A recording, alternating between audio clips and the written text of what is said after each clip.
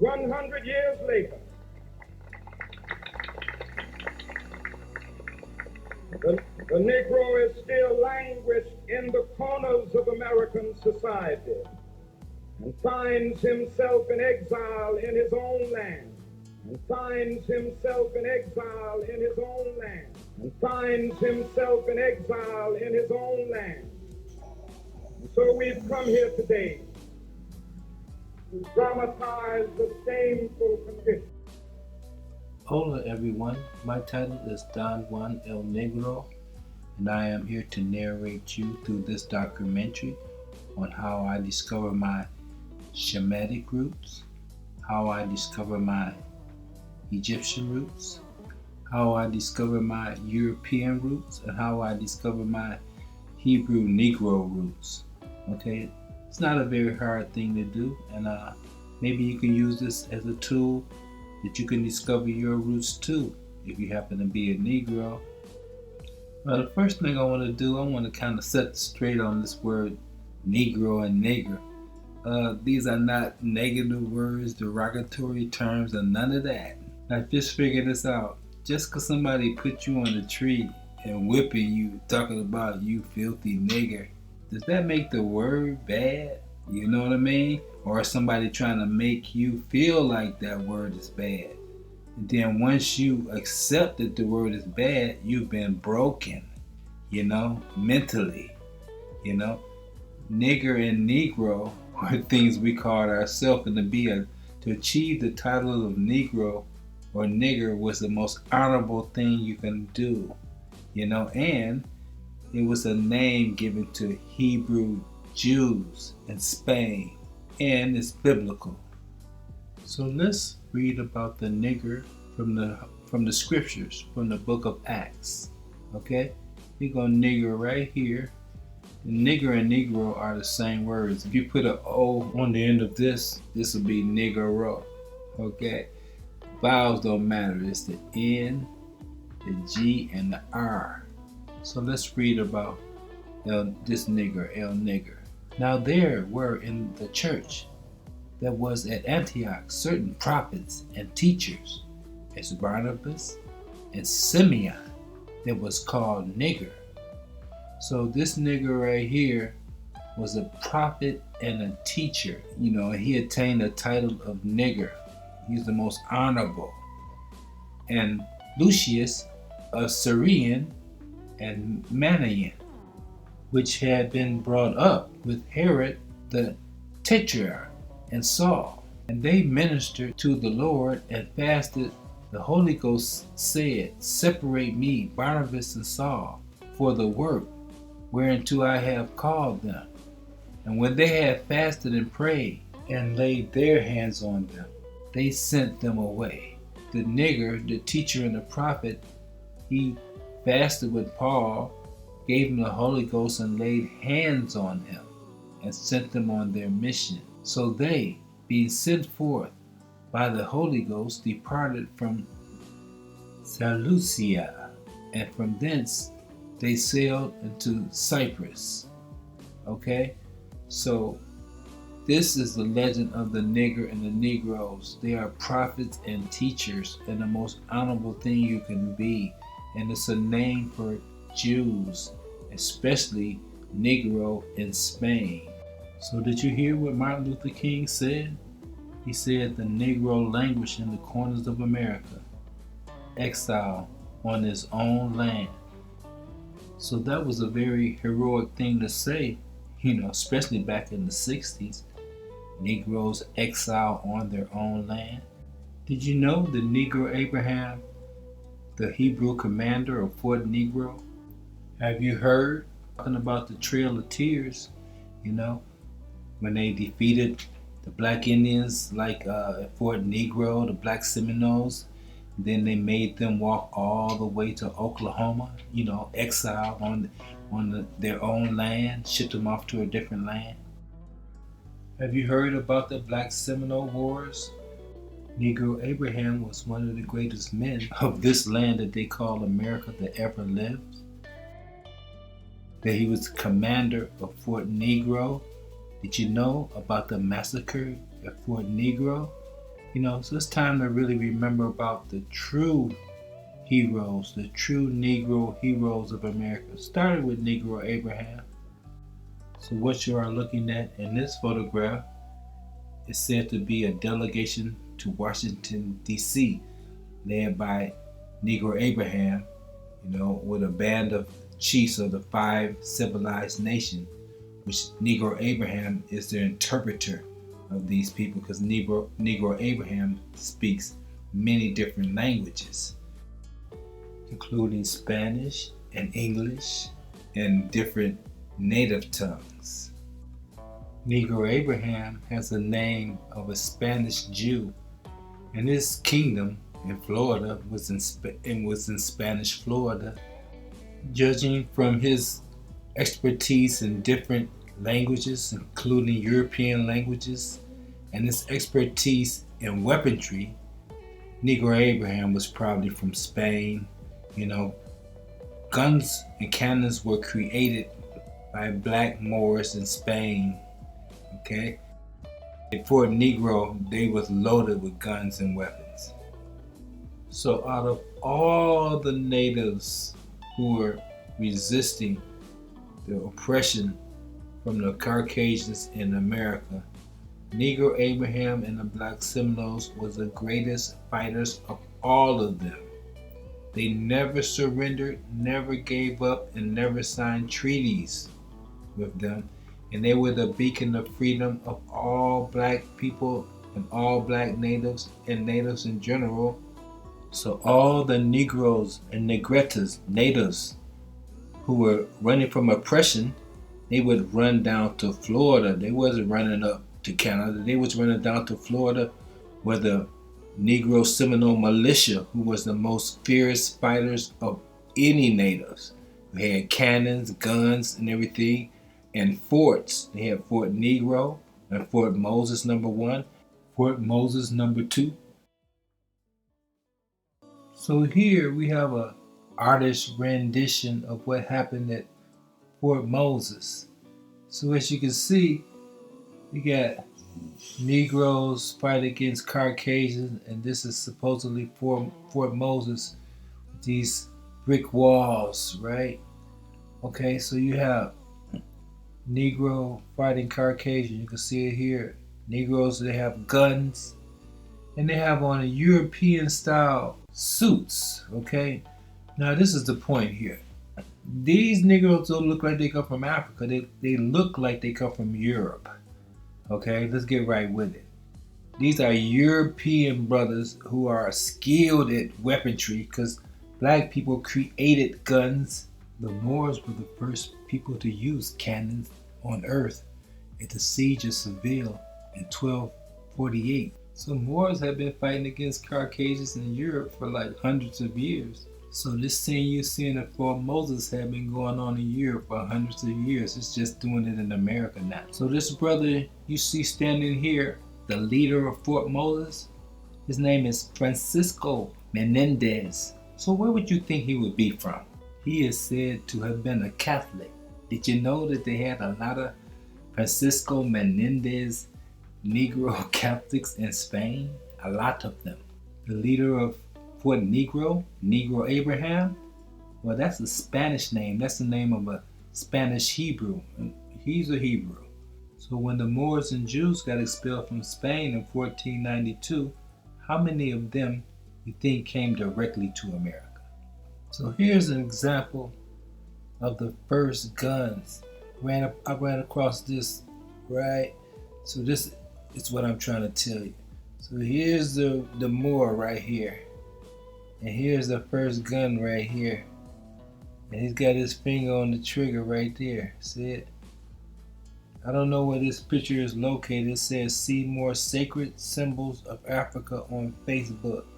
And now here's the article. Sacred symbols of Africa. The Moors are credited with introducing gunpowder and the cannon into Europe. So people know this as scholars. They try to say it's the Chinese, but the Moors were doing it at the same time or even before. So this article is saying that the Moors and the Chinese both were collaborating with each other. You know, the Moors were in China, and China, you know, the Chinese was in Moor and Spain, and they were both using this technology. It says the Chinese recorded the first use of gunpowder and was first invented in Europe by Roger Bacon in 1248. There is speculation that he may have had links with the Moors of Spain who used gunpowder. In 1248, Peter, Bishop of Leon, reported Moors used cannons at the siege of Seville, Spain. So at the siege of Seville in Spain in 1248, the Moors used cannons for the first time. This was the first time in recorded history. You know, they don't want to directly point the finger at the Moors because you will figure out that the black man created guns and cannons. And not only that, it's the same black man that's in America right now who created guns and cannons. But get this part, this is the kicker. He was also the first person to be ran out of a land with cannons. That would be in 1492 when the Moors were expelled out of Spain with guns and cannons. So his blessing, creating guns, became a curse. Ran out of his homeland, Spain, with guns. That's from a biblical prophecy where it says his blessings would become a curse. Okay? So here are the ancient Moorish cannons used to defend Seville from the siege in 1248. And as you can see, they're pointing towards the ocean. Because when people would come in from the ocean to try to invade the Moorish Negroes of Spain, they had these cannons there to blow them away. And the people weren't coming swimming up to invade them. They were coming up in big ships. So they got these big cast iron guns to blow them away. These are the first cannons in history created by Moors. And so this leads the question, of course Moors were going on the sea. If people are coming to invade them by sea in 1248, and that means the Moors have been traveling the seas way before then. You know, you have Moors in the Philippines, Islamic Moors in the Philippines. The Moors in Spain didn't get there by walking. They got to the Philippines by ship. Before we get into the story of the massacre for Negro, let's look at some of these ancient black Negro forts that they had. So this is an article on Fort Moses, the first free black community in America, 1738. And this is what it says. As you can see, these massive entrance doors. I mean, this place is like big as a pyramid in Egypt, like the Great Pyramids in Egypt. It says established in 1565. So it's kind of referring that this building was built in 1565 by the Spanish. So they came over here and built this thing bigger than the pyramids in Florida. Okay, it doesn't sound realistic. So let's continue. There were free black people living in Florida decades earlier. What a lie. No one brung millions of slaves in Florida like in 1565. It was like a no-fly zone. So presumably they had two forts there. They had Fort Moses here, which was a smaller fort, and then they had this big, massive, ancient pyramid fort right here, Castillo de San Marcos. Okay, now both these were occupied by Negroes who were freedom fighters.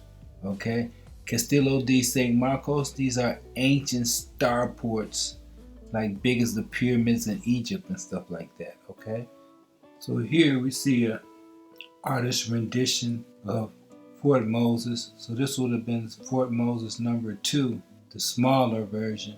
So here's an artist rendition of what Fort Moses was located 2 miles north of St. Augustine. So this would have been 2 miles north of the massive pyramid starport. So this is the starport also. It had brick walls going around it. So what they destroyed this one. They dismantled it. So here are the walls of the starport, the massive starport. This would be Fort Moses #1. So listen to this vague description on how they say it was built. It reads, the Castillo de San Marcos in St. Augustine was built with the help of skilled black craftsmen, and some of whom were enslaved. So even Ray Charles can see that that's a lie. So what you are looking at is ancient starports. They are all over the world and nobody knows who built them. And these were buildings that were here before Caucasians got here. It's pretty obvious that in 1565 they hadn't even brought their imaginary billions of slaves from Africa as yet. So who were these ones who supposedly built this? With the Spanish didn't bring billions of slaves over from Africa, right? It was the so-called Americans did it, right? So these Caucasians' description on the establishment and the building of this starport is what we call a mop-up job. They can't tell the truth on how these Negroes were in these forts, these ancient starports with all these guns and weapons defending themselves. So they had to create a narrative that, oh yeah, it was built with slaves. That's what they always say, but it doesn't fit the era. There was no slaves back then in Florida. So these ancient starports in Florida were our refuge, our safety dens. So remember, they said that it was built in 1565. So right here, they changed it, the date, 110 years, 12 years later, 1675, same place.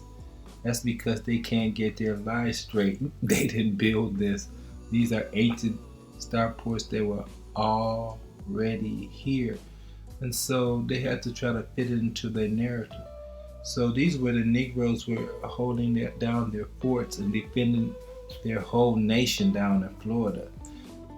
These Negroes probably had was building these. These starports were all over here when black people were all over here, and they have these in Europe too. What happened is the Moors and the Europeans, blacks, probably came over here and built these.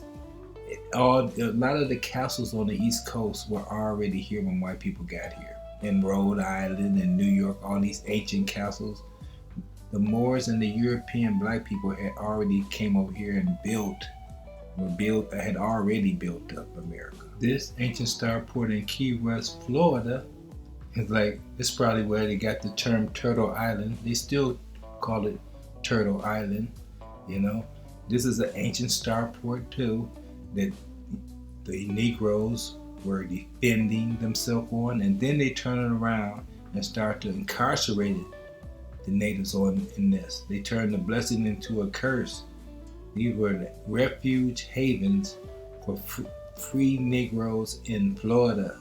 These forts, and nobody was coming around messing with these people in Florida. They were furious fighters until they destroyed Fort Negro. And then, you know, because they had to, because it was too many were going to Florida for safety and refuge, and they would have all these crops and stuff around these starports and stuff like this, you know, like societies and crops around there. So it was a safe haven. Could you imagine reaching freedom in Florida and then seeing these massive pyramids and all these free black people living around them? You know, could you imagine the power in that? You know? And these starports all up in Boston and all up the East Coast and everything, these were already here. And the thing is, these were the European blacks that came over here and built this, and built all those castles in Rhode Island and New York and all up and down there. They were here when white folks got here. So white folks start putting their names on them, you know, like Fort Monroe, Fort Jackson, Fort Wayne, right? They even got one in Detroit in the ghetto, you know. I didn't even know it was there. And they started putting their name on it and saying that they built these things when obviously they didn't. They can't explain it. They know they'll be caught in their lie. So they don't even tell you about it, you know. This is like a boyfriend, you know. He's lying to you by not telling you, you know, what's going on. So look at this one. They say it's built in 1780, 96 South Carolina, they don't even call it a fort. Cause look, it's under the earth. And you saying this was built in 1780? Kind of seems like the ancient mound builders and the ancient star builders, kind of had something in common. Deal with those Negroes that were over here. So let's look at the siege of Fort Moses from the Wikipedia. See what it has to say and analyze this with the eyes of a Negro, myself. So let's go. The Battle of Fort Moses, often called Bloody Moses or Bloody Musa, was a significant action of the War of Jenkins' Ears that took place on June 14, 1740 in Spanish Florida. Captain Antonio Salgado commanded a Spanish column of 300 regular troops backed by the Free Black Militia under Francisco Menendez and allied Seminole warriors consisting of Indian auxiliaries. They stormed Fort Moses, a strategically crucial position newly held by 170 British soldiers under Colonel John Palmer. Palmer and his garrison had taken the fort from the Spanish as part of James Oglethorpe's offensive to capture St. Augustine. Okay, so what did I get out of this paragraph? Okay, you had 170 British soldiers, so these would have been straight up Caucasians under the command of John Palmer, and they had occupied one of the starports, right? And you had the Spanish. Now the Spanish, a lot of them were mulattoes and Negroes, okay? And this Francisco Menendez, like I said, he was a Spanish Negro. See, a lot of these were Hebrew Israelites. He was converted to Catholicism, okay? And he's dealing with he's from Spain. You gotta understand, a lot of the brothers that was expelled from Spain in 1492, they came straight over to America. They don't have no problem fighting Caucasians. They had been doing that in Europe for hundreds of years. They had eventually lost, and a lot of them ended up over here. So they dealing with the Spanish. They're used to dealing with the Spanish, okay? So what they did, they're gonna get these Caucasians up out of there, okay? So the second paragraph reads, taken by surprise, the British garrison was virtually annihilated. Colonel Palmer, 3 captains and 3 lieutenants were among the British soldiers killed in action. The battle destroyed the fort. The Spanish did not rebuild until 1752. So what happened? We ambushed them and annihilated them. And this was a victory of the siege of the Battle of Fort Moses. Let's show how they begrudgingly admit that Francisco Menendez is a Spanish Negro. It goes like this. The Maroons were commissioned as Spanish militia by Governor Manuel Matiano and put under the command of Captain Francisco Menendez. So this is the Negro hero, captain of the Negro militia in Florida at Fort Moses, a mulatto or Creole of African Spanish descent. So what does that mean? Is he from Africa or is he from Spain? What they're really trying to say, Negro Spanish descent. Caucasians play with words. They want you to always say that they came from Africa. This man is from Spain. He probably never been to Africa. Probably went to Spain every other month. Who had escaped from slavery in the colony of South Carolina. So they saying he escaped from slavery in South Carolina.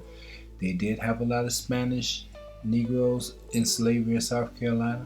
He may have been one of them and may not have been.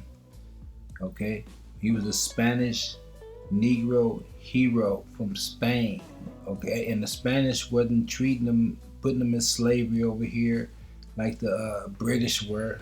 They were like setting them up to defend themselves, because a lot of the Spanish, they had mulattoes and Negro Moors, were in their ranks, just like him, Francisco Menendez, Negro, Spanish Negro.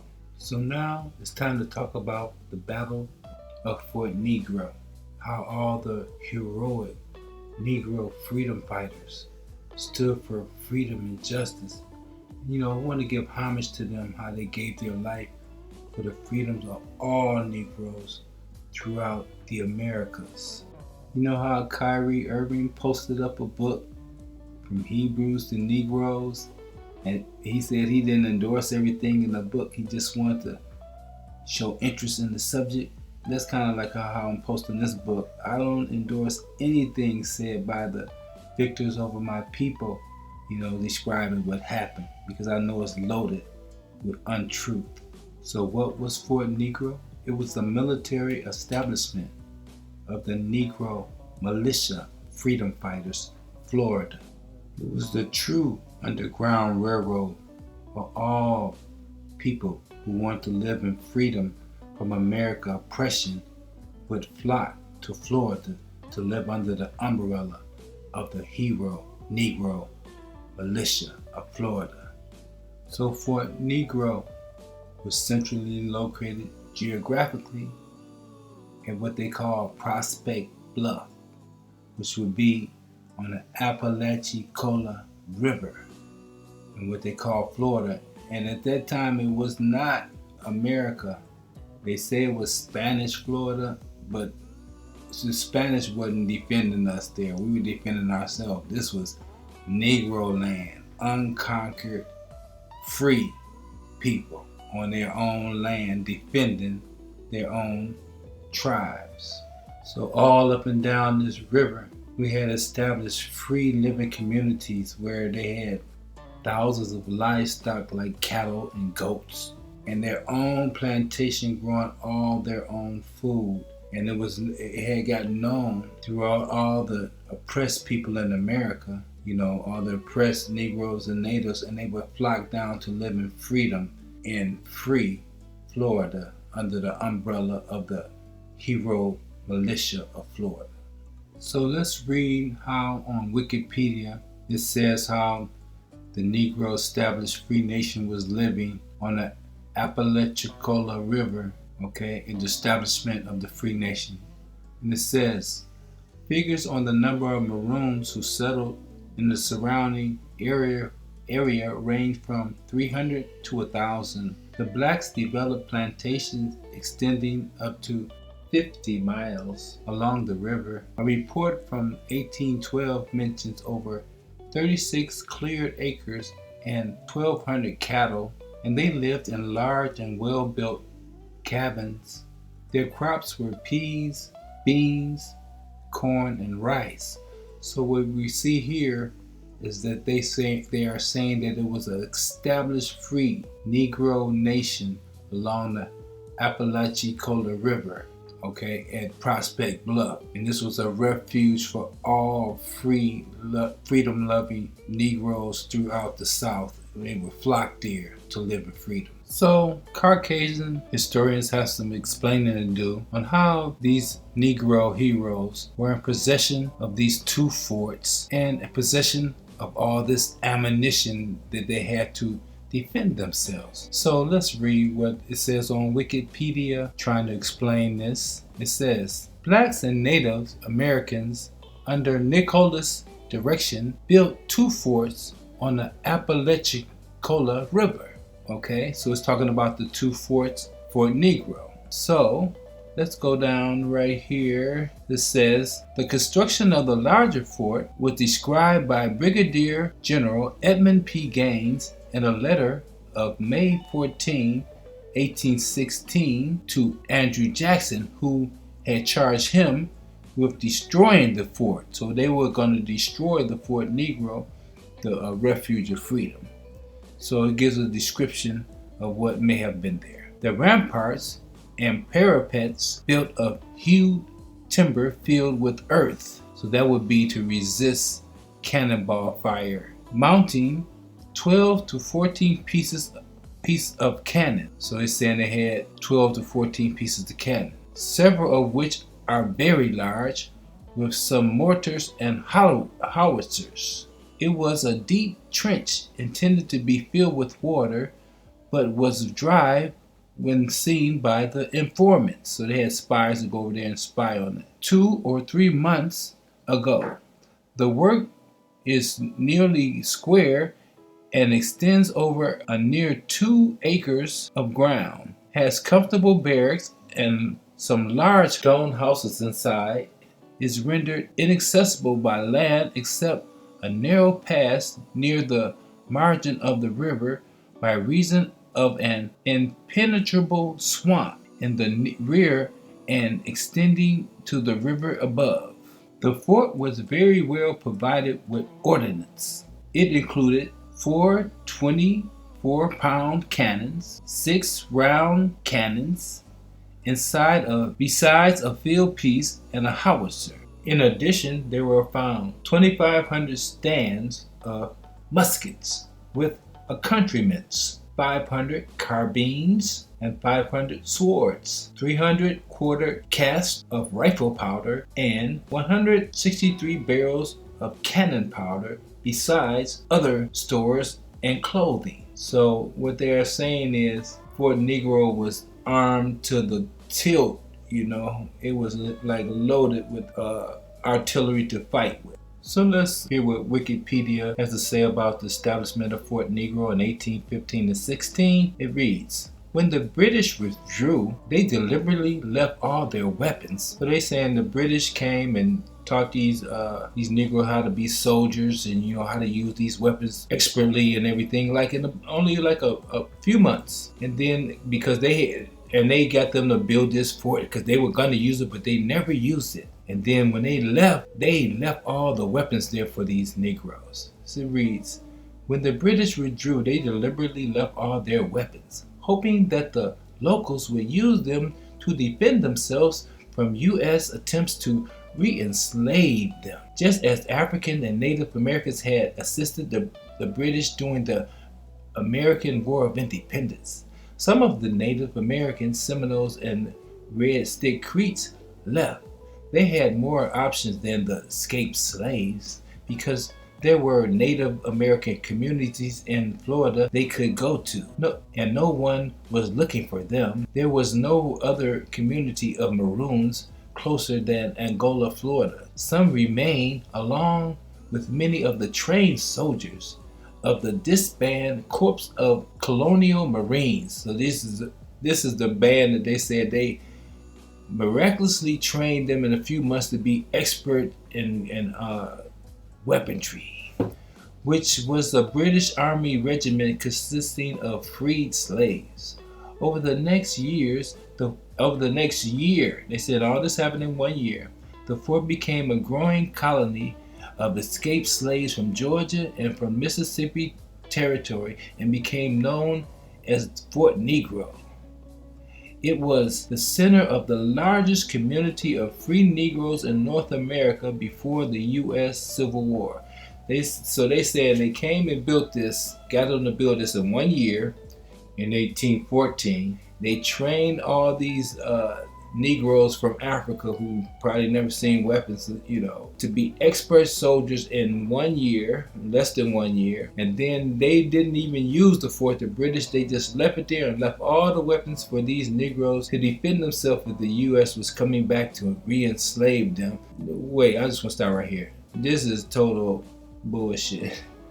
Okay, but we're going to keep going to play this game. The fort, located as it was near the border, was seen by the U.S. as a beacon of light to restless and rebellious slaves, a center of hostility, and above all a threat to the security of all their slaves, a direct threat to the slave-holding interests rapidly flocking to the newly opened lands in what is today Mississippi and Alabama. On April 8, 1816, General Jackson ordered General Gaines to take care of the situation because the fort ought to be blown up. It was only fermenting, rapine, and plunder, and he should return the stolen Negroes and plunder to their rightful owners. Having done so, on April 23rd, he then complained to the West Florida military governor, Mauricio